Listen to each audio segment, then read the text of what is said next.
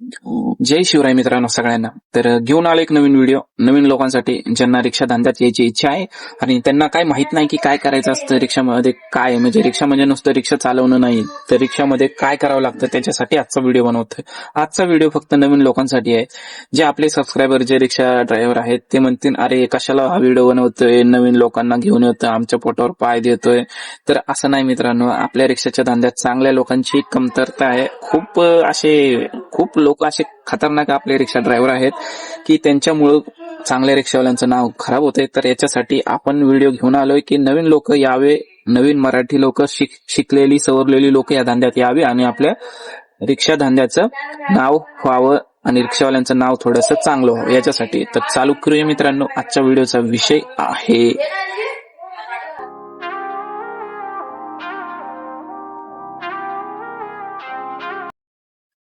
तर तुम्हाला जर रिक्षा धंद्यात यायचं तर तुम्हाला काय प्रोसेस करावी लागते, काय डॉक्युमेंट लागतात ह्याच्याविषयी आजचा व्हिडिओ बनवतोय. तर सुरुवात तुम्हाला रिक्षा चालवण्यापासून करावी लागते मित्रांनो. रिक्षा चालवणं महत्वाचं आहे. कमीत कमी एखादा दिवस तुम्हाला रिक्षा चालवण्यासाठी शिकण्यासाठी लागेल आणि सोपं काम आहे. सगळं हातातच आहे. गिअर असा टाकायचा, असं आणि सोडायचा, क्लच सोडायचा, रेस करायचा, पायात ब्रेक आहे. तर जास्त अवघड नाहीये. रिक्षा शिकण्यासाठी आपण एक व्हिडिओ पण बनवलेला आहे, तो आपल्या युट्यूब चॅनलवर अपलोड केलेला आहे, तो नक्की बघा. तर आपण असं समजू की तुम्हाला आता रिक्षा चालवणं येत आहे चांगल्या प्रकारे. ठीक आहे. आता तुम्हाला तुमच्याकडे डॉक्युमेंट काय काय पाहिजे, आयडी प्रूफ पाहिजे, ऍड्रेस प्रूफ पाहिजे लायसन काढण्यासाठी सध्या तरी. ठीक आहे. तर आयडी प्रूफ मध्ये काय लागतंय, तुमचं Aadhaar card, pan card, light bill म्हणा, तुमचा वोटर आयडी कार्ड म्हणा. लाईट बिल जर समजा तुमच्या नावाचं नसेल तर तुम्ही भाड्याने राहताय तर त्याच्या अग्रीमेंट लागतं. तर हे कॉमन जे आहेत सगळीकडेचे डॉक्युमेंट लागतात तेच लागतात. आणि हे डॉक्युमेंट तुम्हाला आता समजा तुम्ही स्वतः करणार आहात तर कम्प्युटरवर बसून परिवहन ह्याच्यावर वेबसाईट जायची. परिवहनची वेबसाईट आहे परिवहन सेवाची, त्याच्यावर जायचंय, हे डॉक्युमेंट तुम्हाला अपलोड करायचंय आणि मग अपॉइंटमेंटसाठी डेट भेटणार. आता हे सगळे डॉक्युमेंट तुम्ही अपलोड केलेले, तुम्हाला डेट भेटली सोबत ठेवा. आरटीओ मध्ये जा जवळच्या, तिथं तुम्हाला टेस्ट द्यायची. टेस्ट मध्ये काय असतं की राईट लेफ्ट सिम्बॉल जो असतो तो ओळखायचा आहे. मग एकदा तिथं पास झाले की तुम्हाला टेस्ट झाली की तुमची पास झाली की तुम्हाला लर्निंग लायसन भेटणार. आता त्या लर्निंग लायसनची व्हॅलिडिटी 6 महिने. त्या 6 महिन्याच्या आत तुम्हाला काय करायचं सांगतो. रिक्षा तर तुम्हाला चालवायला येते मी असं समजतो. तर नंतर तुम्हाला काय करायचं, एकदा आरटीओ मध्ये जाऊन म्हणजे डेटच्या नंतर 1 महिन्यानंतर तुम्हाला 1 महिन्यानंतर नाही तर महिन्याच्या अगोदरच जाऊन तिथं सर म्हणजे तो पोलीस असतो कोणता आरटीओचा अधिकारी असतो, त्याच्यासमोर तुम्हाला रिक्षा चालवून दाखवायची, व्यवस्थित सरळ चालवायची, वाकडे टर्न इंडिकेटर हे सगळं दाखवायचं. रिव्हर्स घे म्हणला तर रिव्हर्स घ्यायचा. तर व्यवस्थित चालवून दाखवायची. त्याला पटलं पाहिजे की हा बाबा ह्याला रिक्षा येते चालवायला, डॉक्युमेंट व्यवस्थित असतील, रिक्षा चालवता येत असेल, सरकारी अधिकाऱ्यांनी त्या पोलिसांनी साईन केली की तुम्हाला लायसन भेटणार. एकतर पत्त्यावर येणार नाहीतर मग आरटीओ मध्ये येणार. एक तर पत्त्यावर तुमच्या घराचे येणार, नाहीतर मग समजा त्याला सापडलं नाही तर मग ते पोस्ट ऑफिस मध्ये जाऊन तुम्हाला स्वतः घ्यावं लागतं. ठीक आहे, इथपर्यंत ठीक आहे. मी समजतो आता लायसन तुमचं आलेलं आहे. आता लायसन आलंय तर काय करायची प्रोसेस, बॅचसाठी. बॅच हा असतो एक एवढूसा त्रिकोणी आकाराचा, तर तो खूप इम्पॉर्टंट असतो, बऱ्याच जणांना माहित नाहीये. तर तो बॅच काढण्यासाठी प्रोसेस आहे आणि डॉक्युमेंट पण तेच, आयडी प्रूफ, ऍड्रेस प्रूफ. ठीक आहे, तुम्हाला सांगितलंय Aadhaar card, pan card, light bill, ration card. आता ह्याच्यामध्ये तुम्हाला सांगतो की तुम्ही मेंटली फिट आहात, शारीरिकरित्या फिट आहात, त्याचा एक फॉर्म असतो तो पण लागतो, म्हणजे मेडिकल सर्टिफिकेट लागतं. सहसा मागत नाही. समजा त्याला जर काय वाटलं त्या अधिकाऱ्याला की तुमच्यात काहीतरी प्रॉब्लेम आहे, समजा डोळ्याचा प्रॉब्लेम आहे, दिसत नाही तुम्हाला, व्यवस्थित वाचता येत नाही, त्याच्याविषयी तुम्हाला मग ते एकतर तुम्हाला रिजेक्ट करेल, नाही तर त्याचं सर्टिफिकेट घेऊन ये म्हणून डॉक्टरकडून. तर ते एक लागतं. आणि दुसरं म्हणजे लागतो सगळ्यात महत्वाचं पोलीस व्हेरिफिकेशन. पोलीस व्हेरिफिकेशन स्थानिक चौकीत जायचंय तुम्हाला की तुमच्या अंगावर कुठलाही गुन्हा नाहीये.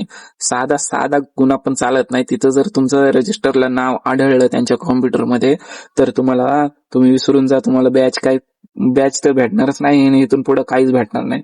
साधं ओला उबेर मध्ये तुमचं नाव म्हणजे तुमच्या नावावर हे आयडी पण क्रिएट होणार नाही, कारण तुमच्या अंगावर केस असणार आहे. तर त्याच्यासाठी हे म्हणजे गुन्हेगार नसावा थोडक्यात बॅचसाठी. तर समजा तुमच्या अंगावर केस आहे तर तुमचं रिजेक्ट होणार तिथंच फॉर्म, आणि नसेल तर तुम्ही काय करायचं, तो तिथं जायचं पोलीस व्हेरिफिकेशनला, तिथं थोडेफार पैसे द्यायचे, व्हेरिफिकेशन काढून आणायचं, त्याच्यावर सिम्बॉल असतं ते सगळं, आणि ते जमा करायचं आरटीओ मध्ये. मग तिथं तुम्हाला बॅच देणार. बॅच जर समजा त्या बॅच सोबत तुम्हाला लायसन पण जमा करायचं आहे, लायसनवरच त्या बॅचचा नंबर येणार आहे, आणि ते लायसन परत तुम्हाला तुमच्या होम ऍड्रेसवर येणार. एकदा त्याच्यावर आलं की एक नंबर येतो, तो नंबर तुम्हाला जिथं बॅच बनतो तिथं जायचंय आणि त्या नंबरचा बॅच तुम्ही बनवून आणायचा आहे, आणि तो बॅच सोबत ठेवायचा आहे कंटिन्यू. जोपर्यंत तुम्ही रिक्षा चालवताय तोपर्यंत तुमच्याकडे असलाच पाहिजे. आता हा त्रिकोणी आकाराचा बॅच पुणे आणि पिंपरी चिंचवड मध्ये आहे. मुंबई साईडला एक एवढासा असा पिवळ्या कलरचा ते इथं खिशाला अडकवतात, लायसन्स सारखाच तसा बॅच असतो, फोटो असतो त्याच्यावर. तर हे जे लायसन आणि बॅच काढायचं आहे त्याला पण तुमचे फोटो पण लागणार आहेत, 4-5 फोटो लागतात. तर एवढं लागतं मित्रांनो, की समजा आता तुमच्याकडे बॅच पण आलेला आहे. आता ठीक आहे, इथपर्यंत तुम्ही झाले आता रिक्षा चालक. रिक्षा चालक झाले, आता तुम्हाला स्वतःची रिक्षा घ्यायची आहे. पण आता काय आहे की सीएनजी पेट्रोल रिक्षावर परमिट बंद झालेले आहेत, आणि ते इलेक्ट्रिक रिक्षांना चालू केलेले आहे. पण त्याचे आदेश अजूनपर्यंत आरटीओ पर्यंत आलेले आहेत की नाही काय माहित नाही. पण तुम्हाला आता इलेक्ट्रिक रिक्षांना इथून पुढे परमिट लागणार आहे. एकतर तुम्हाला समजा घ्यायचंय तर इलेक्ट्रिक रिक्षा जर घ्यायची आहे तर घेऊ शकता, पण थोडंफार त्याच्यापेक्षा चांगली रिक्षा ही सीएनजी पेट्रोलची आहे. आणि आता समजा परमिट तर बंद झाले, मग काय करायचं, मग तुम्ही 5 वर्ष परमिटची रिक्षा घेऊ शकता. ज्याचं कसं असतं की ही माझी रिक्षा जी आहे, आता मला काही रिक्षा चालवायची इच्छा नाही, मी ही रिक्षा विकणार आहे. 5 वर्ष परमिट प्लस रिक्षा. आता प्राइस मी सांगतो 1.5 लाख रुपये. ठीक आहे, 1.5 लाख रुपयांनी मी विकणार. आता विकणार कशी की 5 वर्षाचे स्टॅम्प पेपरवर लिहून देणार की मी ही सदरची रिक्षा आहे, ती मी आता विकणार आहे. आणि ज्याला देत आहे की तो गाडीची काळजी घेणार आहे, आणि परमिट समजा गाडीला ऍक्सिडेंट झाला तर तो स्वतः मॅनेज करणार आहे, आणि सगळं काही तोच बघणार आहे, पासिंग करणार आहे दरवर्षी, दर 2 वर्षी इन्शुरन्स तोच पेड करणार आहे, सगळं ज्याला विकणार आहे तो करणार आहे.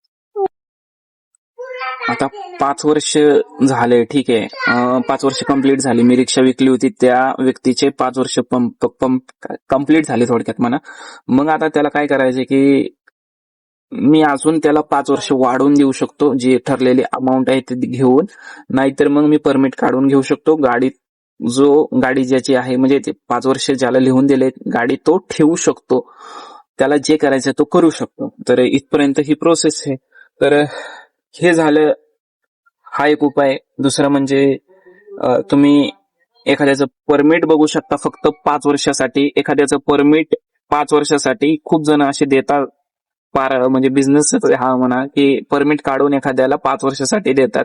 मग तो परमिट घेऊन ज्याच्या नावावर ते परमिट आहे त्याच्या नावावर लोन करून नवीन रिक्षा घेणार. तर असं पण खूप चालतंय मार्केटमध्ये. तर मित्रांनो, ही होती प्रोसेस. ज्या ज्या डॉक्युमेंट सांगितले मी तुम्हाला की काय काय लागतंय. किमान 18 वर्ष तर कंप्लीट पाहिजेलच तुमच्याकडे, LMVTR लायसन पाहिजे, बॅच काढला पाहिजे, बॅच साठी तुमच्या अंगावर केस नाही पाहिजे, आणि एकदा बॅच आला की मग तुम्ही रिक्षा चालक झालात. आता रिक्षा चालक झालात तर तुम्ही काही दिवस मी सजेस्ट करेल की तुम्ही शिफ्टने रिक्षा चालवा, भाड्याची रिक्षा चालवा. तुम्हाला जमलं तर तुम्ही नवीन रिक्षाकडे बघा, नवीन परमिट काढा, इलेक्ट्रिक रिक्षा घेऊ शकता. बजाज गोगो सारखी TVS मध्ये पण चांगली रिक्षा आहे.